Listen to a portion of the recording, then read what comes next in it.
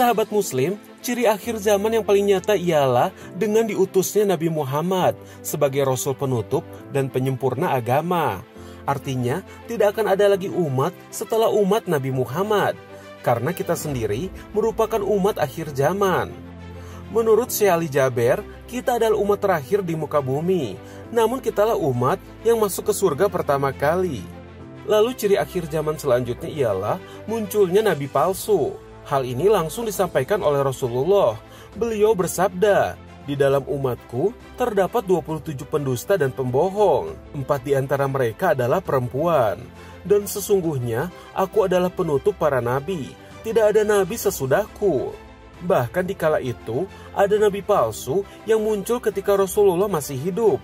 Tak tanggung-tanggung, si nabi palsu pernah berkata bahwa ia mendapatkan wahyu dibagi dua dengan Nabi Muhammad. Nabi palsu tersebut sangatlah terkenal karena ialah penyebab salah satu perang besar umat Islam yang dinamakan Perang Yamamah, yakni perang yang terjadi di daerah Yamamah tempat si nabi palsu berasal. Ia adalah Musailimah bin Habib dari Bani Hanifah. Ia dikenal berperangai baik dan juga lembut tutur katanya, serta dikenal bijaksana oleh kaumnya. Tak heran dakwahnya mudah diterima dan mendapatkan banyak pengikut. Bahkan kreativitasnya tersebut ditambah dengan membuat ayat-ayat baru yang kebanyakan isi ayatnya memuji kelebihan dan keunggulan kaumnya, yakni Bani Hanifah. Sebenarnya kaum dari Musailamah termasuk pemeluk agama Islam yang dibawa oleh Rasulullah. Mereka pun menjalankan syariat yang diajarkan Rasulullah. Hanya saja mereka mengakui Musailamah sebagai nabi yang bersandingan dengan Rasulullah dan berbagi wahyu dengan Rasulullah. Di saat yang sama, Musailamah juga mempelajari ilmu sihir dan mengklaim itu sebagai mukjizat dari Allah. Bahkan ia menyebut dirinya Rahman atau memiliki sifat Allah, hingga julukan Rahman ini melekat pada Musailamah. Hal ini pula lah yang menyebabkan Rasulullah dicemooh oleh kaum musyrikin saat berdoa di depan Ka'bah. Karena Rasulullah berdoa dengan mengucapkan "Ya Allah ya Rahman" di awal doa. Maka kaum musyrikin berkata, "Ia melarang kita menyeru dua Tuhan, sedangkan dia sendiri yang menyeru dengan dua Tuhan."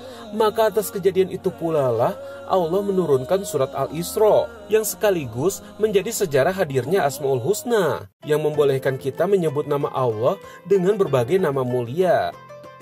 Saking dipercayanya sebagai nabi palsu, bahkan saat Musailamah menikah, ia memberikan libur sholat asar pada kaumnya sebagai mas kawin saat ia menikahi istrinya yang bernama saja Tamimah yang turut mengaku sebagai nabi perempuan.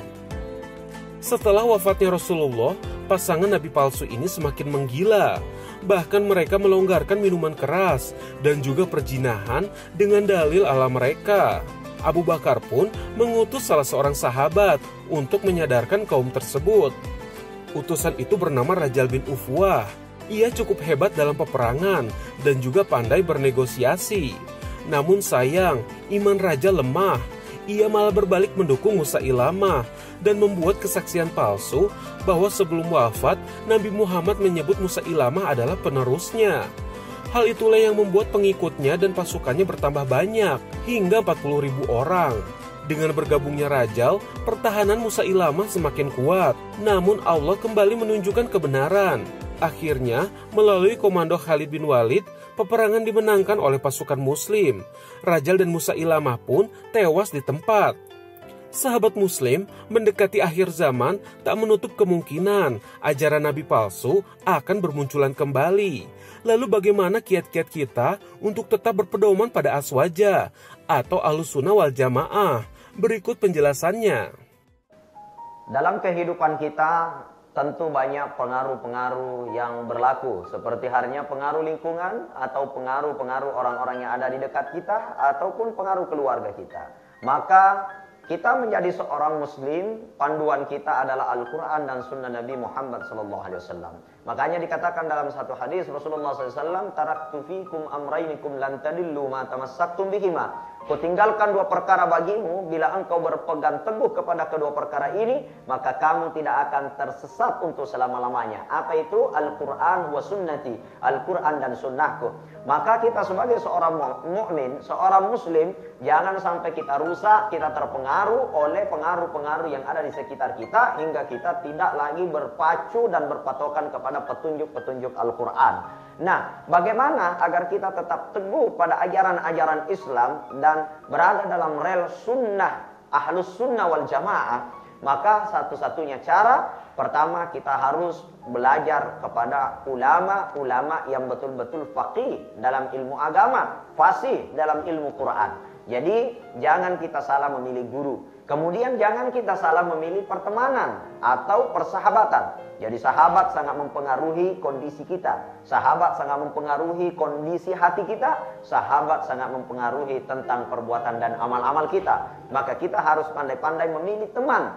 Salah satu teman yang terbaik adalah teman yang membuat kita dekat dengan Allah Subhanahu wa taala dan selalu mengingatkan kita kepada hal-hal yang membuat kita tergelincir kepada jalan-jalan yang tidak baik. Maka pilih teman mempengaruhi bagaimana kondisi kita beragama untuk tetap teguh di dalam amalan-amalan ahlus sunnah wal jamaah. Maka tidak ada jalan yang lain, kita harus mendekat kepada ulama-ulama yang memang betul-betul memiliki sanad mutawatir dan bersahabat dengan orang-orang yang berada dalam lingkungan yang memiliki akidah yang benar.